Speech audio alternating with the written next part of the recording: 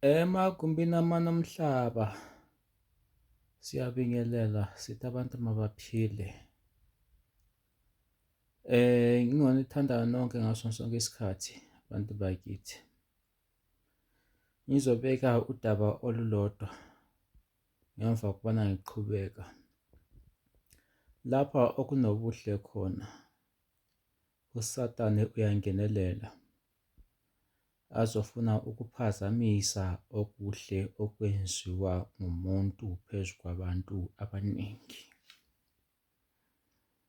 USathane munye, uSathane ulwewa ngabantu abaningi, yikho nibona amabandla emaningi ngoba azama ukulisa uSathane. Kodwa ngokunjalo amabandla emaningi, uSathane uyedwa. Abakhona amabandla amnqobayo uSathane, ebekhona amabandla amsebenzela uSathane. Yingakho-ke asimeni nganhliziyonye sikwazi ukunqoba uSathane ongenela phakathi nakwethu, ezama ukubhidliza ubuhle obenziwayo phezu kwabanye abantu. Mina ngingudlozikhulu, nginabantu engibasizayo mahhala bebe bezongibhadala, sebesizakele. Nginabantu engibasizayo ngenkanyiso, besizakale babuye bezongibhadala. Ngisitsho njalo angilona igagu lokuthi yonke into ngiyayazi. Kodwa-ke yebo, kuba khona vele ozosuka vele ubehluleke ukubasiza. Nalabo bantu engisuka ngibasize mahhala, kuba khona abangasizakali ngibasize mahhala. Nalabo bantu engibasize ngenkanyiso zabo, kuba khona abantu abangasizakali, kube khona abantu abasizakalayo. Kwasemandulo vele kwakunjalo ukuthi ukhona umuntu osizakalayo, ebekhona umuntu ongasizakali. Ngake ngaqondisa ngabeka udaba lokuthi abanye abantu liyala ukwamukela izinto ezazisetshenziswa emidenini yenu, nokwala ukwamukela izinto ezisetshenziswa emidenini yenu. Uthole ukuthi uyala kade nguwe okhethiwe ukuthi wamukele lokho akusetshenziswa emndenini wakini ukuze impilo zabanye abantwana zilunge.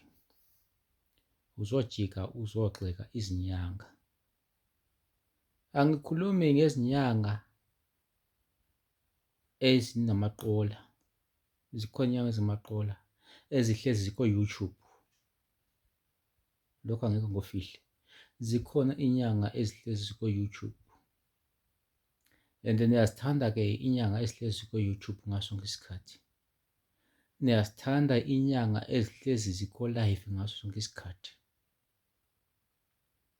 Thina asikwazi ukuthi every day sibe khona on YouTube. Asikwazi ukuthi every day sibe khona ku-live on TikTok. Ngosizathu sokuthi thina sinesikhathi sokugubha umuthi. Umuthi osiza abantu. Sinesikhathi sokudinga isicubu zezilwane esifana namafutha ezilwane zasehlathini ebantwini. Lokho akusinikeze isikhathi futhi ukuthi sihlale siku-YouTube. Akusinikeze isikhathi sokuthi sihlale si-live on TikTok ngoba sisebenza ngesintu thina. Lingilalele kakuhle, ngithemba niyangizwa futhi. Angisayifuni umuntu othina uyinyanga ongibiza ku-channel yakhe izongi-interview-a. Lingilimazela igama. Abanye abantu basi-interview-a kade bathatha i-information bayisebenzisa. Leyo information bayisebenzise uthole ukuthi abantu abasizakali.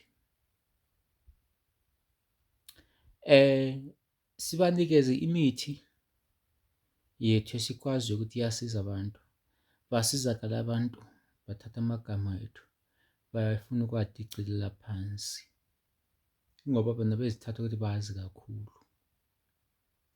Thina asazi kakhulu.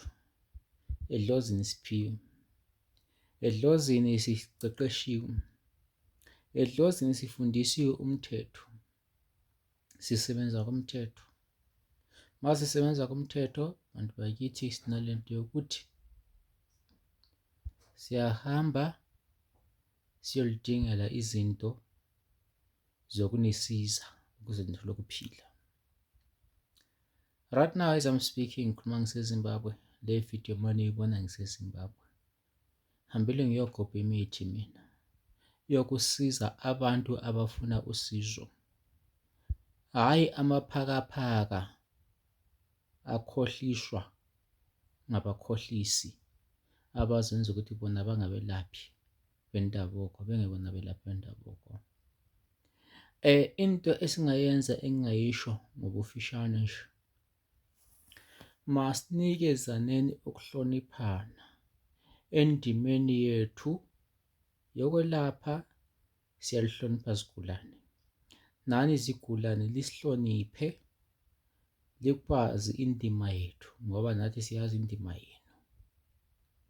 Mina ngigijima ngiyodinga umuthi wokusiza umuntu uma ngibona umuntu wami kasizakalanga, ngoba ngachiyelwa umthetho, ngafundiswa umthetho.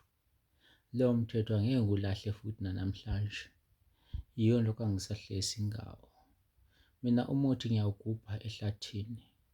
Uma ngibona ukuthi into isigulane sami asisizakalanga, ngiyahamba ngingene ihlathi, ngibuyele kwelakithi, ngihambe ngiyogubha umuthi ozosiza isigulane sami.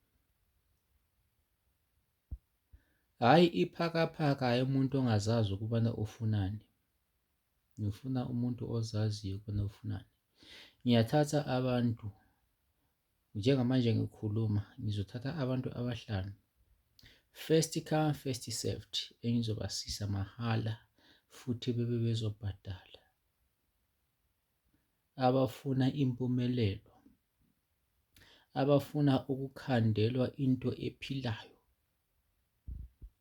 ngiyakukhandela into ephilayo ozobe uyondla, unikeza ukudla ekuseni nantambama. Ngiyakwenzela lokho. Ngifuna indoda ezimiseleyo ezaziyo ukuthi iyayifuna into yokuphila, ezokwazi ukuthi iwondle ekuseni nantambama, inikeze ukudla lokho engizokutshela khona ukuthi uyinikeze lokho kudla. First 5 for free, ngiyabasiza, banikeze, uzobe uzokhokha suphumelele. Ngibese ngithatha first 5 abafuna imali esheshayo,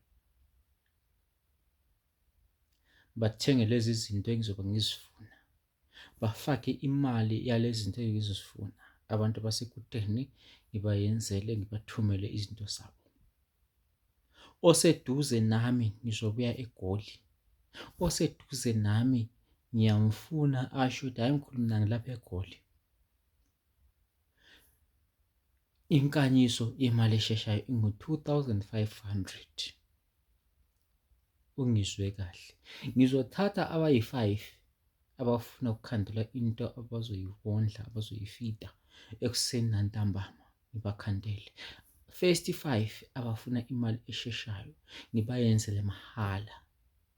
Bese kusithi ngithi mina first come first served. Lokho anginalo uvalo nakho ukusho. First come first served. 5 abafuna into ekhulumayo, abazoyifida endlini ekuseni nantambama. First 5 abafuna imali esheshayo, baxhumane nami, ngibayenzele for free, bebe futhi bezobhadala sebephumelele. Inkanyiso ungaphuthelwa kule video. Inkanyiso yemali esheshayo overnight is 2,500 inkanyiso yayo. And lifale understand, nibaningi abantu engibasizayo. Yingakho ke mangisebenza ngizokunikeza inamba yokubona wena ungunamba bani, ukuze singabi nenkinga ngaphambilini. NguDlozikhulu lo okhulumayo. Ngikhuluma manje ngiseZimbabwe. Ofuna imali esheshayo akhulume nami. Ofuna isilwane azosifida ekuseni nantambama akhulume nami. Mangabe uphuthelwe, wena ofuna isilwane esikhulumayo ozosondla ekuseni nantambama, inkanyiso yesilwane esikhulumayo 7,500. Mawuphuthelwe kulaba abanjani abayi-5 engizobasiza mahhala. Asisona isithwalo esibulalayo lesi, akusona isithwalo esibulalayo, into yokuphumelelisa. Kufanele uzwisise kahle. Ngikhulumile, ngizwile, ongingizwanga angibukuse. Khuluma nami ku-WhatsApp 083 20 66954.